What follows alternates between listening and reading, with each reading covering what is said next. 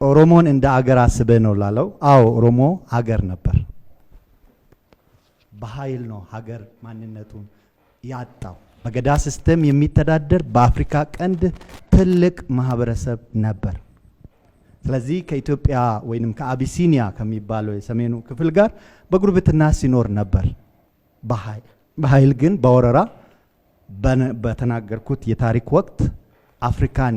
የመቀራመት የኮሎኒያል ኦርደር በነበረበት ሰዓት ኦሮሞም ሌሎችም የደቡብ ህዝቦች ለአቢሲኒያ ስርዓት ገባር እንዲሆኑ መሬታቸውንም እንዲያጡ 3-4 ቦታም እንዲከፈሉ የራሳቸው ብሔረ ግዛት እንዲያጡ ተደርጓል ከዛ ነው ትግሉ የተነሳው የዛን ጊዜ ሬዚስታንስ ነው መሬት ላራሹ የኛ ድርጅት መስራች የነበሩት የያኔው የፍንፍኔ ዩኒቨርሲቲ ተማሪዎች ህብረት መሪ ባሮ ቱምሳ ናቸው ለመጀመሪያ ጊዜ የተማሪ መፈክር ሆኖ ሰልፍ የተወጣበት መሬት ላራሹ ሲባል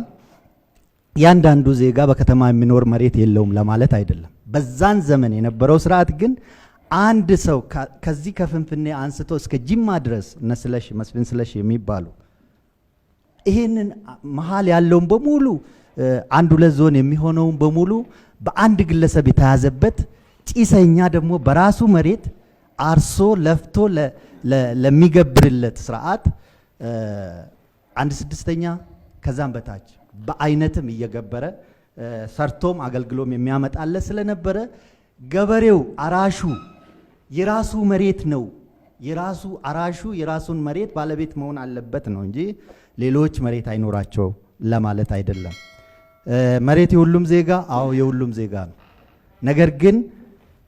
ክልላዊ ባለቤትነት የሚባል ነገር አለ ኦሮሞ በፍንፍኔ ላይ የባለቤትነት ጥያቄ ሲያነሳ ሰለሞን አሁን በሚኖርበት ወይም ገስቶ ወይንም ተመድቦለት ተሰጥቶት በሚኖረው መሬት ይፈናቀል ማለት አይደለም ብሔራዊ ክልላዊ መንግስት ይላል የህገ መንግስቱ አማራ ብሔራዊ ክልላዊ መንግስት ኦሮሚያ ብሔራዊ ክልላዊ መንግስት ትግራይ ክልል እነዛ ብሔሮች የዛ አካባቢ ባለቤቶች ናቸው ይሄ ኢትዮጵያ የሚባለው ሲስተም ባለፈውም የተናገርኩት የአንድ ብሔር ውቅር አይደለም የብዙ ብሔሮች አይዘር በወረራ በሰሜኑ ደግሞ በዊሊንግነስም ሊሆን ይችላል የተጋመዱበት ሁኔታ ነው ይሄን ብሔሮች የራሳቸውን ነፃ እድል በራሳቸው የመወሰን መብት ማግኘት አለባቸው ነው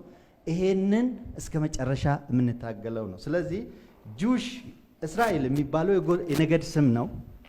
ነገዱ አገር አለው ስኮቲሽ የሚባለው የነገድ ስም ነው ስኮቲሽ አገር አለው ስኮትላንድ የሚባል እንግሊሽ ኢንግላንድ የሚባለው አንግሎ ሳክሰን አንድ የነገድ ስም ነው ጀርመን በተመሳሳይ መሄድ እንችላለን ለኛ አገር የተፈጠረ ችግር ብቻም አይደለም